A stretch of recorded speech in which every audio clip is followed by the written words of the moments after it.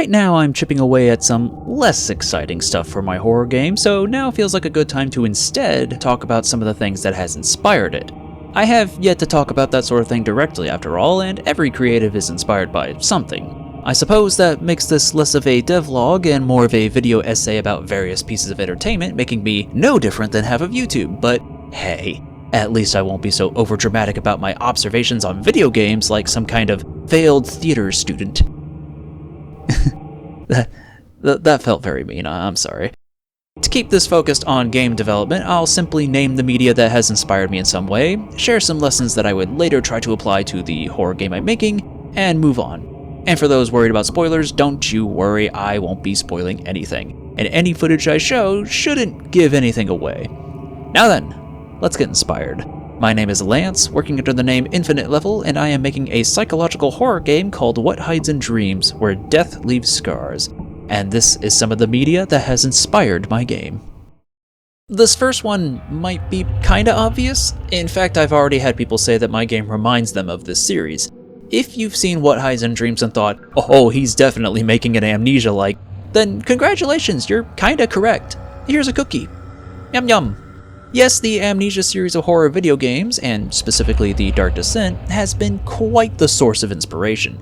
It's one of the horror games over the last decade and a half after all, and for good reason. It's a scary game, especially at the time of its original release, when a lot of horror games had more action elements in them. But while Amnesia has certainly influenced my own game, it would be more accurate to say all of Frictional Games' works have been a major source of inspiration. I really like the games these folks put out, and in fact, Soma is one of my favorite games of all time. All their games have a certain feel to them that goes beyond the spooky atmosphere. Their highly interactive environments showed me that, among other things, immersion can be easily achieved by granting the freedom for the player to touch the game world, so to speak. This means a lot of interactable objects and physics items scattered throughout a level, even if they don't serve an explicit gameplay purpose. Now, sure, there's still the risk of players doing some silly shenanigans with the physics objects and completely breaking immersion, but that's the risk you have to take for making a highly interactive environment. Now, obviously, the level of interaction in my game isn't quite on the level of Frictional Games' games. They have a whole custom engine dedicated to physics simulations, including simulating acts like opening a door or operating a lever by making the appropriate mouse movement. My game isn't so advanced. I'm sure that behavior could be replicated in Unreal Engine, but I feel like I'd then have to extend that to every interactable item, which would, certainly take time. It may very well be worth it, but for right now, there are other things higher on my list of priorities. The main point isn't necessarily that good horror comes from littering your world with physics objects, but rather that granting players freedom to explore and feel your world does a lot to help that immersion. And I hope that I've applied that lesson effectively in my own game, even if the way it's used is slightly different. Continuing with video games, let's dip into the world of Silent Hill. A fun fact about me, I've only played 2 Silent Hill games, Silent Hill 2 and Silent Hill 2 Remake. I suppose you could throw PT in there too, since it's meant to be a teaser for a Silent Hill game that never was. I mean, Wikipedia counts it at least. On that note, of course I was greatly inspired by PT. Yes, I know, I'm not special, literally everyone has been inspired by PT. But for me and my game specifically, the playable teaser has pretty directly inspired the old house level and the monster associated with it.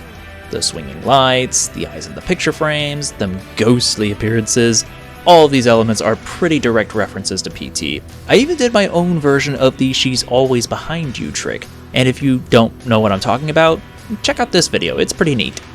But all these references and inspirations only apply to the one level. I certainly didn't make a whole game out of this. As for Silent Hill 2, and specifically the PlayStation 2 original, that was largely a lesson in atmosphere, which I probably learned already thanks to games like Amnesia, but it's nice to see other ways of doing it, especially given that this game has a whole different camera perspective and gameplay loop. Silent Hill 2 reinforced the idea that the mind should do a lot of the work with horror. That's not surprising to anyone, I'm sure, but it is an essential part of making horror games, and sometimes it's good to reinforce the basics. Give the players a sound, or a brief movement in the dark, and in many cases their brain will handle the rest. And you don't even need it to be a first-person camera for it to work, which sounds obvious when said out loud, but sometimes you just need the reminder. I also want to put a focus on the first half hour or so of Silent Hill 2, because perhaps more than any other horror game, Silent Hill 2 showed me what you can achieve when you limit a player's actions and then eventually give them more options for dealing with enemies. The whole game is pretty scary, but I'm the kind of person who stops being scared the moment I'm given any kind of weapon. I can literally only think of 2 exceptions to this rule, them being Silent Hill 2 and Amnesia, the bunker. And the bunker barely counts since the monster isn't killable anyway, the gun just buys you time. Like most horror games, the moment I got a weapon in Silent Hill 2, I got a lot more comfortable knowing that any spooky, shambling creature could be easily dealt with by smacking them with a stick a few times. But that first half hour where you're completely defenseless terrified me, to the point where there was a real relief in finding that first weapon. I learned a very valuable lesson in this moment, that being that the acquisition of items for the player can bring a sort of comfort, which can then be utilized for pacing out the horror in my game. Weapons in particular really benefit from this knowledge. There's no doubt a cathartic feeling knowing that the weapon you picked up can be used to help you with a monster that's hounding you, and can serve as the climax to a series of tension-building events.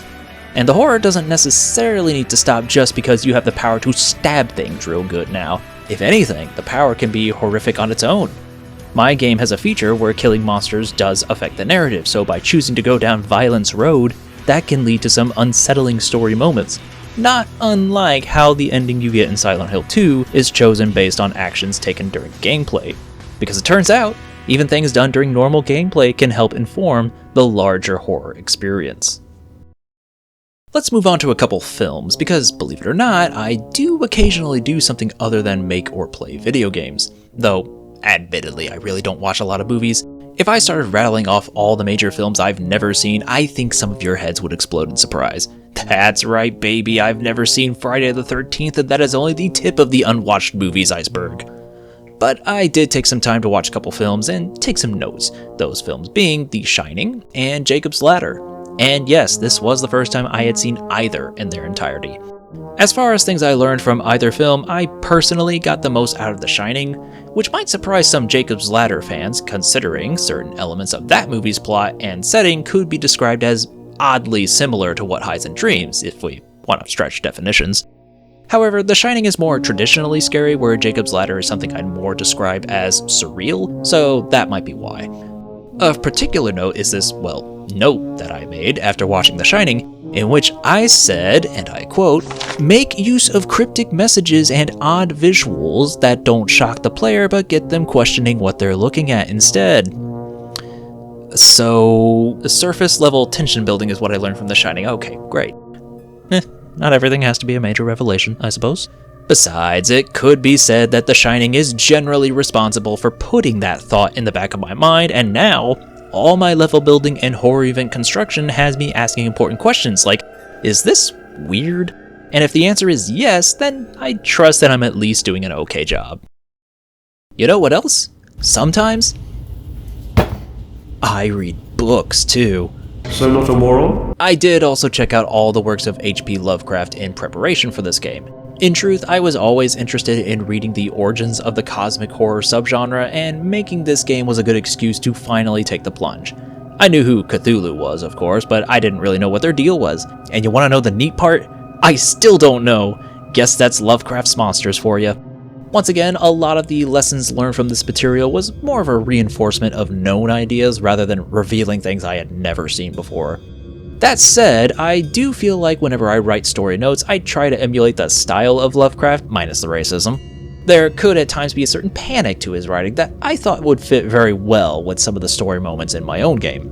More specifically, certain stories would go on to inspire individual monsters and moments. For instance, in my game there's The Eyes, a monster I talked about in my previous devlog, whose visual design is very much inspired by descriptions of the beast in the Dunwich horror. Or is it Dunwich horror? I actually don't know. Rats in the Walls has also given me an interesting monster idea that, admittedly, I'm not sure I'll actually be able to execute on, but I might still try it. Call of Cthulhu and several of the stories found in this Stories of the Dreamlands collection did inspire some general imagery, such as stairs on the ceilings or other environmental oddities. Stories of the Dreamlands feels like it's sort of cheating though, because the premise is that these stories happen in dreams, or something like dreams anyway. My personal interpretation of, how do you say this? Celiphace? Celophius? I have no idea how to pronounce anything. My personal interpretation of Cellophase also struck me as having similar themes to my own game story, so it was pretty cool seeing an example of those ideas being done before. So yeah, a lot to chew on with the works of Lovecraft. Honestly, a part of me thinks any horror dev might find it worth their while to check out his works. Say what you will about the man, but he did have a solid lineup of horror writings and dabbled in all kinds of themes and subgenres, including ghost stories and zombies, as well as varying presentation styles. I suspect there's bound to be something you'll take a liking to if you do take the plunge. If you're curious, my personal favorite was The Color Out of Space. It did not inspire much of anything for What Hides in Dreams, but it was a pretty good horror story. Now, I've talked a lot about things that I liked, which inspired elements of my game, but I think people don't talk enough about things that they disliked that inspired them. For indeed, I do think it's possible to dislike a piece of media and still learn some worthwhile lessons from it. There's a video game that I personally couldn't stand, but still learned what is arguably one of the most important lessons for the creation of my horror game. The game in question was Alien Isolation, and excuse me, let me check something here. Looking out my window here, and yes, there's that angry mob, just as I expected. Ooh, they even brought a guillotine. Look, I get what Alien Isolation is trying to do, and I respect it, but I cannot stand playing it myself. When I played Alien Isolation, I literally could not progress at some point because the alien was too smart for my smooth brain.